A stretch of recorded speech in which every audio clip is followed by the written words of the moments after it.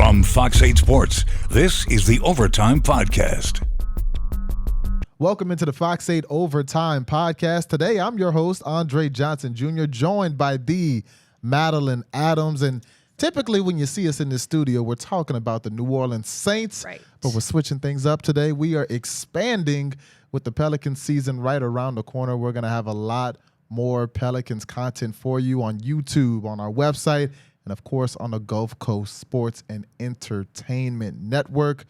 Once again, joined today by Madeline Adams, and it's been a big request to get you on this podcast, especially from the people of Houma and Thibodeau. Hey, how you there feeling? We go. That's my area down there. I'm from Houma, of course. If y'all did not know that, love those people down there. But yeah, it's been fun. I was on here a couple months ago with Sean, so it's been a second since I've been on the Overtime Podcast. But excited to be on to talk about the Pelicans because that means the season's on the way. Obviously, Wednesday, the 23rd, Pels are going to host the Bulls on Fox 8. So that's going to be a fun one. Exactly. We're counting down the days. And like you mentioned, the Pels tipping off that season really soon. But Tuesday night, the Pelicans finished off their preseason with a loss, 118-98. Although I will say the final score isn't necessarily indicative of how close that game was. But the Pelicans still, nonetheless, finished their preseason with a loss to the Houston Rockets. They finished the preseason with a 1-2 record. Madeline, after those three games, heading into the first game against the Bulls, did we learn anything about this team? I think there's still a lot that we have to figure out about this team, at least for us, just from what we've seen in the preseason. It's hard to tell kind of what this team will look like. And I think there's a couple of factors to that. Obviously, we saw Zion Williamson the first two games, and then we didn't see Brandon Ingram in those lineups. Brandon didn't play, obviously, until the last preseason game against the Houston Rockets. So we haven't really seen Zion, B.I., CJ, DeJounte, Herb, those guys all playing on the same court, at the same time in the preseason yet. So I think once we see that in the regular season opener, I think we'll start to kind of answer some more of these questions. But right now it's just kind of hard to tell, obviously, with your probable starters having not played all together in the preseason. And obviously B.I. is a huge part of, their starting lineup. So is Zion. So not seeing them play together in the preseason. We've seen them play, obviously, a lot in years past, especially last season with Zion playing more regular season games than he ever has. But adding DeJounte into the mix, that's kind of something that you wanted to see all those guys together on the court in the preseason. But we didn't get to see that in three games. Obviously, one game was canceled due to Hurricane Milton, their scheduled game against the Orlando Magic in Orlando. So I'm really excited to kind of see this team and how they gel on Wednesday night against the Bulls. But what just the observations I guess I can take away from the preseason, Zion Williamson looked great. He looked like he is in mid-season form. All we heard and saw throughout training camp was Zion, being, really in shape, really just dominant throughout the preseason. I think in two games he played 36 minutes. He was 62% from the field, 10 rebounds, 5 assists, 2 steals, 29 points in those 36 minutes. So pretty positive performance from Zion in those two preseason games. And then, of course, we got to see Brandon Ingram for the first time this preseason on Tuesday night against the Houston Rockets. I think Brandon looked ready to go as well. 18 points in 21 minutes. He was 7 of 13 from the field, 3 assists. So I think those two guys, we really were impressed with what we saw. DeJounte, you can kind of tell, is still getting used to playing with these guys. But I'm not concerned about that right now. I think the biggest positive was out of the starters was Zion and just how ready to go he looked at the start of training camp. So that was the biggest positive for me. I'm with you, and I like those positives. So I guess I'm going to have to be the negative Nancy here. Because one thing the Pelicans said in this preseason is that they really wanted to put an emphasis on shooting more threes. Yeah. And I believe the number they aimed for was about 40 threes a game. Yeah. Now, the good news is they took about 40 threes per game. They delivered on that. They did. The problem is they didn't make many of them, Madeline. Right. In the first game against Orlando, they were 12 for 40. That's 30%. The second game against Miami, 9 for 37. That's 24%. Yeah. Tuesday night against Houston, a repeat performance, 9 for 37, 24% from three. Now, it's worth mentioning Trey Murphy III did not get to play, and he's probably the best three-point shooter on the team, so you were playing without your best shooter. But the thing is, if you want to be high volume with these three-point shots, you got to make them. Because just as easily as you can shoot yourself into the game, and we've seen teams do that throughout the years, the way the Warriors have, the way the Houston Rockets have, the teams that have really put an emphasis on that perimeter shooting, just as easily as you can shoot yourself in the game, if you're shooting 24% from beyond the arc, you can shoot yourself out the game. And we saw that happen, especially in Houston Tuesday night. We saw it happen a bit in Orlando when that game got a lot closer than it needed to be. We saw them lose a close game against Miami. Had they made some more of those threes, maybe you can win that game. And right now, I think the Pelicans, especially with the absence of Trey Murphy, maybe focus on quality over quantity. Focus less on hitting that 40 number and focus on maybe getting your field goal percentage from beyond the arc up to 40%. Now, one thing I did see on the bright side, the Pelicans could have one of the best benches in the entire NBA. Which they've traditionally, the last few years, been one of the deepest teams in the league. Exactly. And now adding in DeJounte Murray, and we'll get to our potential starting fives later in the podcast, you're potentially bringing C.J. McCollum off the bench. Right. You're potentially bringing Trey Murphy III when he gets healthy off the bench. Jordan Hawkins, a guy who looked really good all preseason. I mean, he had 18 points in 21 minutes in the first game. He scored 11 points the second game. Jordan Hawkins hit back-to-back-to-back threes Tuesday night against Houston. He's a guy who can really come in and give you that, not just scoring, but the perimeter shooting we were just talking about off the bench. Yeah. And then that's not even mentioning Jose Alvarado and what he gives you in the playmaking and defensive department. So you saw a lot of positives when it comes to the play of Zion, Brandon Ingram, the bench. I would just like to see them shoot a little better from three. Yeah, and that was something that they struggled with last year because that was also an emphasis last year was shooting more threes. But they were just consistent. They would have nights where, they would break the franchise record for most made threes, and then the very, next game, they wouldn't even be able to make, 10 threes. So it was just a very inconsistent effort from this team last year from beyond the arc. So I think the focus this year is, like you said, you could take 40 threes a game. The focus has to be on making more threes every game. And I think that's going to probably be the biggest thing for this team to work on and improve on, especially if they kind of do use a lot of smaller lineups. That's something that's going to be so key. If they're kind of playing smaller, that they have to be able to consistently night in and night out make more threes. And I think that's something that ever since James Borrego, the assistant coach, came to New Orleans, that's been something that he's kind of been focusing on as well. You can tell the players are more confident shooting threes, so that's a good thing. But needs to be more consistent as well. And you mentioned Jordan Hawkins. I think he's taken a massive step this year, and I think he deserves to be in the rotation opening night, from the start. I think too, like, you could just see a more confident player out there as well. I think out of the non-starters, Jordan Hawkins probably impressed me the most in the preseason. Absolutely, and that's what the Pelicans need. The Pelicans need that three-point shooting, and the Pelicans need that scoring off the bench. Right. Now, a guy you mentioned earlier, the guy on the team right now, Zion Williamson. He looked good when he played in the preseason. He played 70 games last year, which is something we haven't seen from him, and that was one of the critiques with Zion, is him not being available.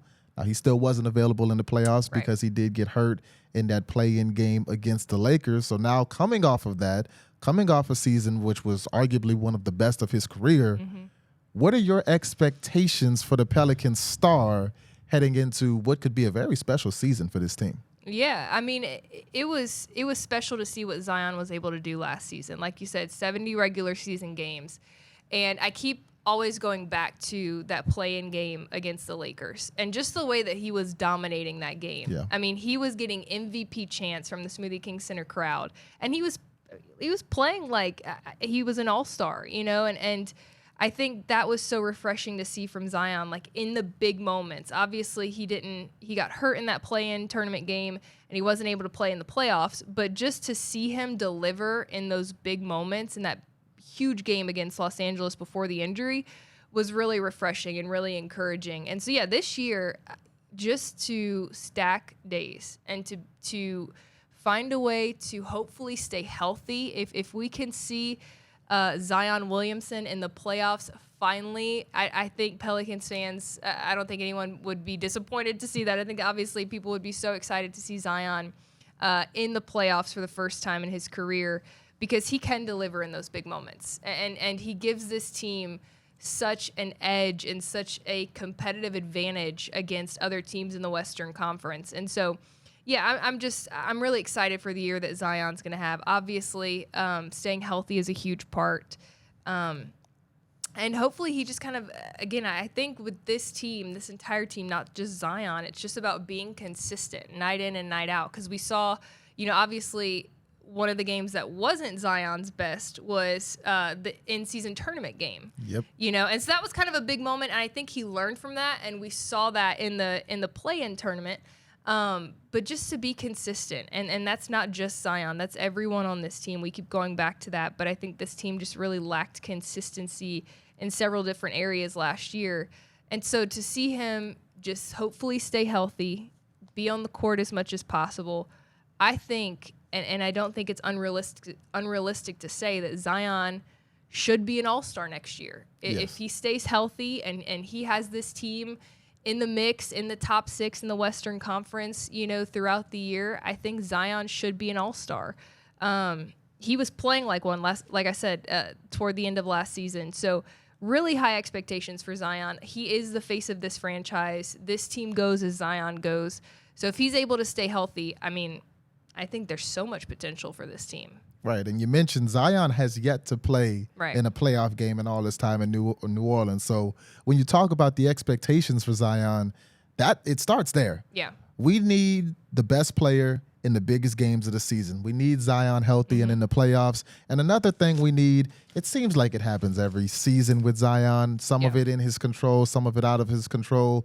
We always hit the point of the season where we get the Zion's out of shape conversation. Zion not in shape. We need Zion to be in shape.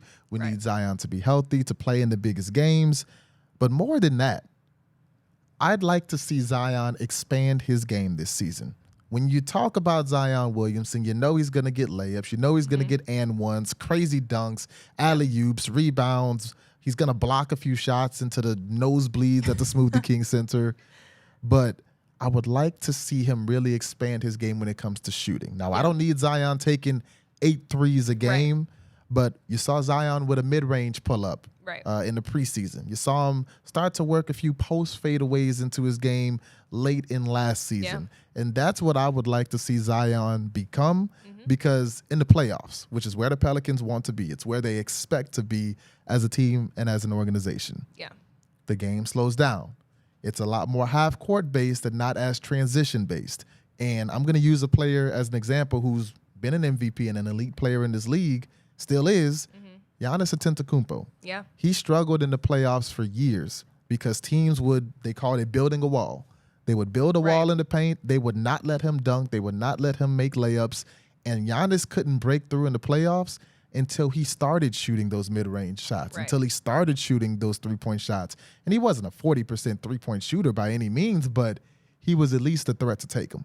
If he's a threat to take them and make one every now and then, that changes the entire way that the defense has to guard you. It forces teams to have to, defend that and be ready for that. So, yeah, that would add a totally different dimension to Zion's game and how teams are forced to defend him. Exactly. And Zion's an underrated passer. So now if you have to come from that wall and you have to come pick up Zion at the three-point line, he can drive by you. And when he drives by you, now his eyes are all around the court. Now he sees CJ over there, maybe Hawkins over there, BI at the wing. It just opens up an entirely new dimension for this team if Zion is a threat to hit that three-point shot, a threat to take a dribble and instead of taking 2 more and getting to the rim, 1 dribble pull-up from the elbow, hit that mid-range shot. So that's kind of what I would like to see Zion's game develop into. I still want him to be dominant in the paint. I'm not saying don't do what you're best at, but let's add to his game. Let's add the occasional midi, the occasional three-point shot, because all the players that we've seen come in as slashers and become elite, the Giannis's, even you can say to an extent the LeBron Jameses, they all started to develop that shot throughout the course of their career, and that's what I want to see from Z. Yeah, and I think staying healthy, right, plays a big part in that. The more time you're on the court, the more time you're able to kind of grow in live action. I think that's going to help Zion's game. And just kind of switching gears a little bit, really excited to see how this team is different with DeJounte Murray. Zion kind of joked after the first preseason game that he was joking with CJ. He felt like it was the first time in a while that he was playing with a true point guard. Yeah. So even for Zion's game in that perspective, really excited to see how he works with DeJounte Murray. And DeJounte has come in saying, hey, my job here is to make everybody else's job easier. And to see that kind of selflessness and to see that kind of like mentality from your point guard is really encouraging. And like Zion even mentioned, they were grateful for CJ, but he told CJ, he's like, I need your scoring. Yeah. And so really excited to see how DeJounte Murray is kind of able to grow this offense, grow this potential of this team just by kind of being that certified point guard for the Pelicans. And as we talk about DeJounte Murray, CJ McCollum, the Pels have some decisions to make because a lot of people are going to play, but only 5 can start on the court at the same time. So as we look at the starting lineup, who would be your day one starting 5? This is really interesting. I think the non-negotiables, let's start there. Right. You're going to have Zion Williamson in the course. starting 5. You're going to have Brandon Ingram in the starting 5. You didn't bring DeJounte Murray here to start on the bench. He's going to be in the starting 5. And then you don't leave an all-defense player on the bench to start the game, so Herb Jones. So the 5th starter is kind of where I think it really depends on the game. It depends on the matchups. If they are able to go, to a smaller lineup, maybe CJ does start. If they're not, maybe it's Daniel Tice. If they're playing one of those traditionally big Western Conference teams, the Denver, that first comes to mind, I think Daniel Tice starts. But that'll be very interesting to see how Willie Green kind of manages night to night his starting lineups. I don't think it's a consistent, all right, we know from game to game, these are the first 5 that are going to start like we did last season. I think it's going to be kind of different every night, just my opinion, but we'll see. You have mentioned this, but the quicker that Yves Missi is able to develop and become and grow into that starting role, the better for the Pelicans. Absolutely, because my starting 5 from point guard, I agree with your big 4. DeJounte Murray, Herb Jones, which, by the way, could be the best defensive backcourt in the entire NBA. 100%. Brandon Ingram at the 3, Zion at the 4.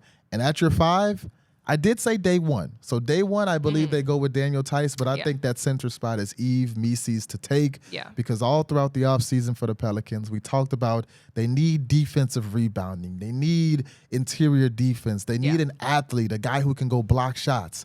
That's Yves Missi. Yeah. And in the preseason game against the Rockets Tuesday night, which you will see if you're watching on Gulf Coast Sports and Entertainment Network, you'll see that game again right after this podcast goes off. So you can see what we're talking about.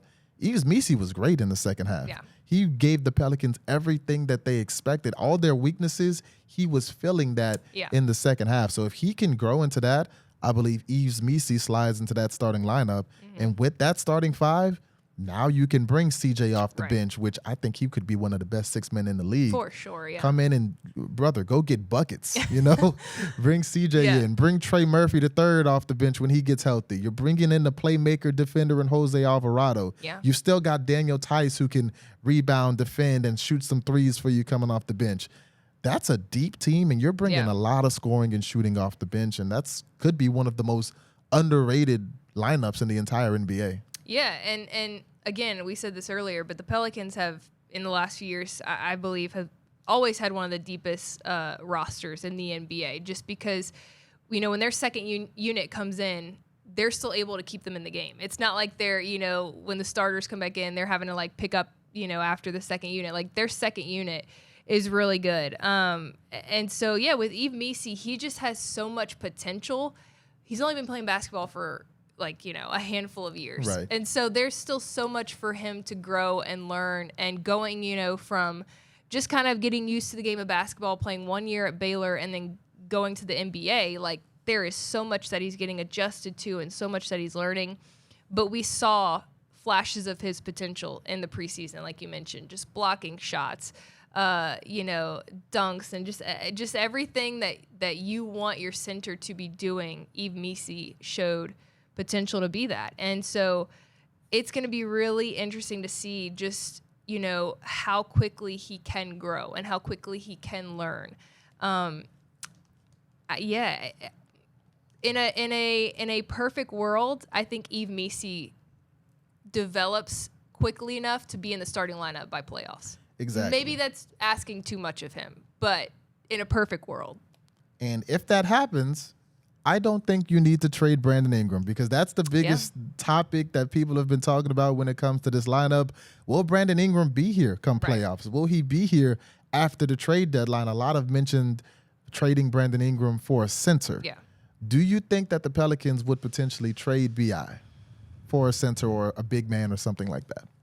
I think that's the only, if you're going to trade Brandon Ingram, the biggest, I think, thing or position or player that this roster lacks right now is a certified starting center.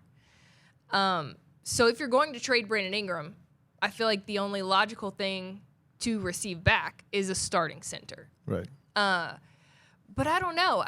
I'm kind of on the fence about, if Brandon Ingram is in a Pelicans jersey this entire season. I'm kind of on the fence about that because there was just so much, so many rumors, so much kind of expectation that he would get traded prior to the start of the season. In the off season, those rumors were swirling a lot more than they are now. And that's kind of calmed down. That's kind of cooled down. And so, obviously, you still have the trade deadline, I believe, in February, right? Yeah. So you still have the trade deadline. So it's not like he is guaranteed to be with the Pelicans at the end of the season. There's still a lot of variables, a lot of things that, could change. But I think it really depends on, obviously, they're going to go with Brandon Ingram for right now. I think what they see from this team, this roster, in the first half of the season up until that trade deadline will kind of tell them if they need to be aggressive to go out and get a true center, a starting center, or if they can make this work with, smaller lineups, Daniel Tice, Yves Missi if he's growing, and advancing and developing fast enough. So I think it's kind of a wait and see game with him. And, obviously Brandon Ingram did not have his best playoff performance. He would be the first to tell you that. Yeah. But a couple years ago in the playoff series against the Suns, I keep going back to this, Brandon Ingram was one of the best players in the NBA during that playoff series, in my opinion. Brandon was obviously dealing with injuries. He was not 100% in this recent series against the Thunder.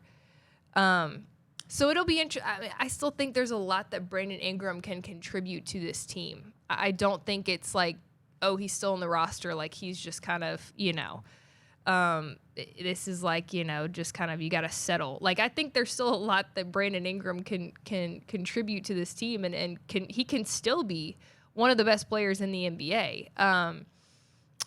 I'm interested to see how this first half of the season plays out. I'm with you. I am hardcore keep Brandon Ingram in New Orleans. I think Brandon Ingram gives you something that you don't have on this team. Yeah. The ability to go get a bucket off the dribble. Yeah. The perimeter shooting that this team is already struggling with. And I think having DeJounte Murray, a true point guard, a pass-first guy, unlocks something in Brandon Ingram that we haven't seen since Lonzo Ball and Drew Holiday days. Because B.I. even touched on it at the end of last season. He talked about how with Lonzo and with Drew, he got a lot of catch-and-shoot threes, which are better shots than the ones he was taking last year when he felt like he had to create them on his own. So I feel like keeping B.I., you have that stacked lineup that I mentioned earlier. You have a small ball option where you can go DeJounte, CJ, maybe Herb, B.I., and Zion, maybe towards the end of the games, like the Warriors used to with their depth lineup. And I feel like keeping Brandon Ingram in New Orleans makes you a lot more of a dangerous team than maybe trading him for a center and losing that skill set when you don't have anybody who can necessarily do that. So with a minute left, Madeline, I ask you, okay. What are your expectations for this season for the New Orleans Pelicans? Avoid the play-in. At all cost, avoid the play-in tournament, because I think realistically this team is better than the play-in. Yes. And I think they were better than play-in last year, and I think they knew that. Avoid the play-in. I think top 6, top 5, top 4 even is realistic. I think the top 3 teams in the Western Conference still Denver, Minnesota, Oklahoma City. So I think the Pelicans are kind of in that next tier, the 4, 5, 6. So I see them finishing somewhere in that range at the end of the season. And I'm with you because the Pelicans, if I remember correctly, they were like the 4th or the 5th seed last year, and they went on a losing streak at the end of the season and fell back into the play-in game. And I'm with you with the expectations. Yeah. I want a top 6 seed. This team is good enough. This lineup is good enough to get you a top 6 seed, 100%. to stay out of the play-in tournament, and most importantly, win a playoff series. Yeah, that's the next step for this team. Yeah, absolutely, because they haven't won a playoff series since 2017 when they swept the Portland Trail Blazers. Before that, since 2007. Madeline, in 2007, I was in 7th grade. I was 10 years old. You were 10 years old. You were in 5th grade. Madeline was still in elementary school out in Thibodaux when, the Pelicans won a playoff series in 07. Yeah. So we want to see the Pelicans back in the playoffs. We both think they have the team to 100%. Get it done, and I'm interested to see how they handle the game 1 against the Chicago Bulls coming up on Wednesday on Fox 8 on the Gulf Coast Sports and Entertainment Network. We'll be watching, you'll be watching, and we're very excited for it. Thank you for joining us for another episode of the Fox 8 Overtime Podcast, and we'll catch you next time on Overtime.